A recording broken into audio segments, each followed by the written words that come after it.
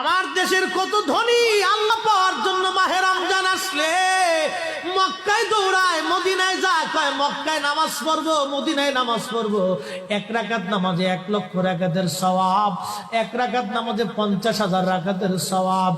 উমরা করে মক্কায় কাটায় সময় মদিনায় কাটায়, মক্কায় কোরআন খতম দিতে চায়, মদিনায় কোরআন খতম দিতে চায়।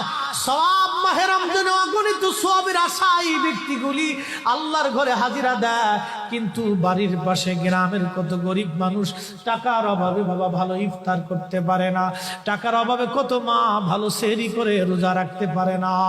এই ধনীরা এই গরিব মানুষের ঘরে খাবার না দিয়ে আল্লাহরে পাওয়ার জন্য মক্কা মদিনায় দৌড়ায়।